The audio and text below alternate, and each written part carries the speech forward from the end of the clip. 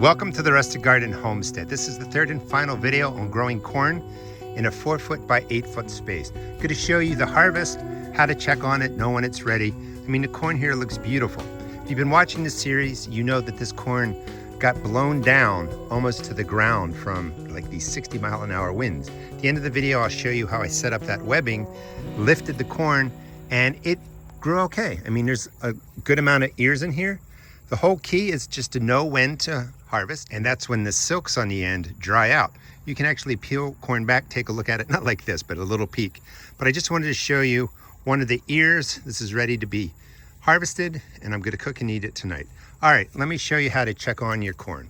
The easiest way to tell when your ear of corn's ready to be harvested is the silks on the end will dry out, look brown, and be something like that. And once that happens, you really want to harvest within, I think, about a week, where the corn starts to go from sweet, sugary to more starchy.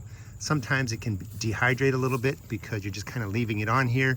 It thinks it's making seed, and that's when you know you get the dry corn. That's why you see corn in fields, you know, completely dried out. The ears are still on there, but the kernels are all dry. Now, what's a silk look like? Well, the silks look like this. I peeled this one back a little bit. This is what they look like when they first come out. And then over time, once they're pollinated, they're going to dry out and you're gonna get corn. You can see the kernels right there. Every one of these silks go to an ear of corn. When you have corn that's not all even, you have gaps in between, it's because it was poor pollination. So you've got the silks that look this color, where my thumb is, to start, and then as it matures, it's gonna dry out. What you're waiting for are the tassels up top to drop their pollen, and that's why you want to plant in a rectangle. Check out the linked videos, it'll talk more about this. But the pollen is gone, but the pollen would fall off of here, land on the leaves, rolls into the joints, nothing there, that's fine. But when an ear of corn starts, those silks are right down here, and the pollen gets to the silks, and you end up with, you know, a pollinated ear of corn. There's a cool looking frog, lost it. And as I mentioned, this corn was really devastated by high winds. The corn got knocked down. I had to create this webbing, this netting to support it up. And a lot of the stalks just didn't make it. I mean, they grew, but you know, we've got something like that. And that's a developing ear of corn, but you know, it's kind of small. Here's a really tiny ear. Let's open that up. So we end up with this little guy. And poor pollination is going to look something like this. You know, you'll have a bigger ear, but you'll have just, you know, really nice kernels and a lot of space in between. And you can see right in here, one's still forming. When the corn got knocked down, it had to recover, so the ears just aren't as big as they should be. But here's a good example, dried, and I'm actually harvesting this a little bit past the prime. If you're not sure, you watch these. They're going to dry out. Let me pull back a little bit. And then you can go in and just peel a little bit back and check on your corn, you know, if you're not sure. And look, it's beautiful. You know, it looks really good. Small, but I'm going to harvest it. And to harvest it, you just go down, get that webbing out of the way, and you just pop it off. Well, that was not smooth, but we'll get to another example of how to, you know, pop the corn off real easily. But it's smaller, looks good though. I'm gonna be able to eat it. All right, let's go to another one. Here's a nice example of corn and the silks when they're young, and the pollen would fall on here. And this is what's gonna dry. I mean, they start out small, and this guy probably won't make it because there's just not enough pollen around, but we'll let it grow. So as the silks come out, the tassels up top are just starting, let me move that out of the way. The tassels up top are just starting to form, and that's gonna drop pollen down to the silks, and that's what ends up pollinating the corn. So we are looking for corn that is ready to go. This one's a little bit bigger, dried out. We're just gonna pop it off like that. Let's bring it down here. That's a nicer ear of corn. Still not as big as I want, but it's nice and heavy. And then, you know, if this was still on the stalk, you weren't sure, you could just take a peek. Sometimes the top gets beat up by insects, and it looks pretty good. And again, my corn's been on here a little bit long. There are some worms and stuff on here. It's fine, I'm just gonna cut that off.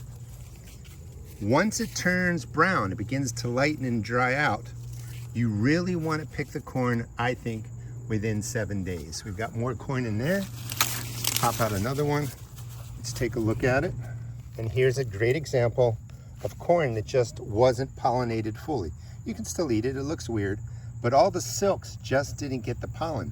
With the damage to this corn, it really didn't grow as it should, where, you know, they all get to the set height, the corn starts to form, the tassels form, the pollen drops down. They've been kind of just doing their own thing at different speeds. So unpollinated silks, you end up with corn that looks like this. Still tastes great, but it's just not nice to look at. I wanted to cut in real quick and show you the corn. This is one of the things that I love about growing vegetables, having a garden. The corn, you know, crop wasn't perfect. You know, I give it a C+, maybe a B, the storm, all that stuff. But this is the corn that I'm showing you, cleaned up, cooked. That looks great. You still get stuff out of your garden, even if there's, you know, issues or even failures and, you know, problems and stuff like that. You're still gonna get delicious vegetables out of the garden. And I think the corn looks great. Salt, pepper, and butter, perfect for dinner. Here's another nice ear in there. That's about what I probably really wanted from all of these. Snap it down, and you can see the one back there that's really tan. That was probably first to mature, and I just missed getting to it. But this is a great, you know, start for me for getting my corn growing back on track. Let's take a look at this. Looks pretty good. There are some brown spots, and that's on me. You really don't want your corn sitting around past harvesting time. And again, just check on it. Peel back a little bit. You know, just you can go in and just peel it back like that. See how it looks. If it doesn't look good, push it back on, let it continue to develop. And how do I know the corn's past its prime? Because I did harvest, I don't know, maybe this much off of it about a week ago, but was slow to get the rest of it. And I can just tell by letting it sit on there longer, you know, it becomes problematic. Again, the best way to check is to look for the silks to be changing. Like that's just, you know, kind of sad. If you're not sure, you just kind of peel back the leaves like that until you can get in there, check the corn, you know, look at that. Just sadly let it on too long, but I did get a better harvest earlier. All right, let me peel all this and see what this round looks like. You know, second harvest, kind of looking shabby. First one was much better. And the bottom line is as soon as these silks go from, you know, being healthy, looking something like this when it's coming, you know, when the ear corn is growing, and then it gets to the mature size and then browns and dries, you want to harvest it very quickly. So the corn over here, starting to wrinkle, it's just past its prime. It's starting to dry out and you know, form a dry kernel for seed purposes. The corn is gone from being sweet and, you know, these plump kernels that are sugary and sweet to something that's starchy. I'm still gonna cut these up and use them. Most of the ears look something like this, you know, pretty good, but smaller. And that's just from the damage. I got some that were bigger. The one that I showed you in the beginning of the video had a couple like that. I had different varieties going. You know, success only with respect to when you watch the second part of this video and see how destroyed this whole crop was, you would be happy with what you got here. You know, pair it with what I got about a week ago, turned out pretty good. The good news is I'm gonna have that webbing set up to support the corn when the wind comes. I'm actually gonna build something out of cattle panels so the wind can't damage it again. And I should have better success, more corn, bigger ears, and you know, I'll be harvesting it at the right time. Here are some examples of corn that just didn't pollinate properly. And if you have, you know, here's a corn that looked like this would have been a brilliant one. Gaps, you know, something like that.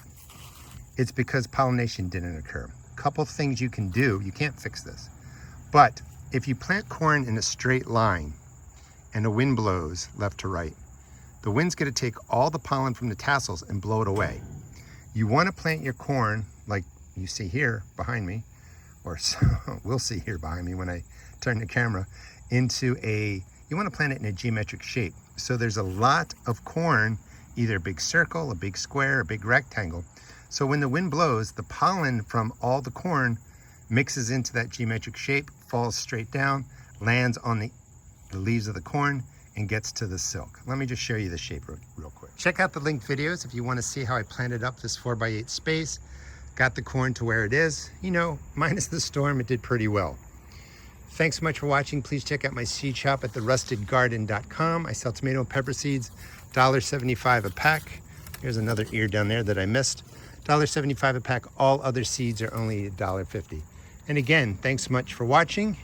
Corn is something you can definitely grow. You want to keep it in a tight geometric shape, a square rectangle, because when it gets windy and the wind blows, you want all that pollen falling into the rectangle and pollinating your ears of corn. If you just do a straight line and a wind blows left to right, all that pollen blows out into the path. Your corn doesn't get pollinated and it'll end up looking like some of the examples I showed you. Again, thanks for watching. This is me, 2 hours into the humidity, fixing the corn to sunflowers. A second storm blew in. Corn's fixed. Here's how you do it. Here's day 2. It's even worse. You gotta laugh at some point. Here's the damaged corn you saw in the last video. And next year I'm gonna put some cattle panel this way and allow the corn to grow through it. And that'll be a fix for the future. Can't do that now because the corn is too big. Also didn't want to spend a fortune on trying to fix this, and putting in a bunch of individual stakes just was too time consuming.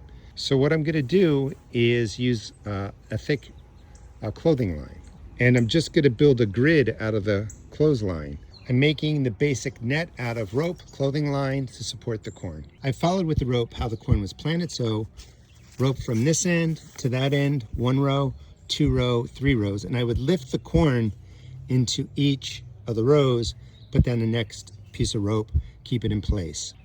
The next step is to come and pull each piece of corn into its own little rectangle, and I would just tie off the rope, wrap it around once, twice. If there was a piece of corn that fit in there, it would get pulled in, and then I would continue all the way down to the other side. This is how I'm making the net. Just take this around. I would pull it up with the other end if I didn't have a phone in it, and just continue down that way. Is it worth it? I don't know. There's a lot of damage to the corn. This took me about 2 hours. This is how much rain we got from the second storm. Back to back, high wind thunderstorms.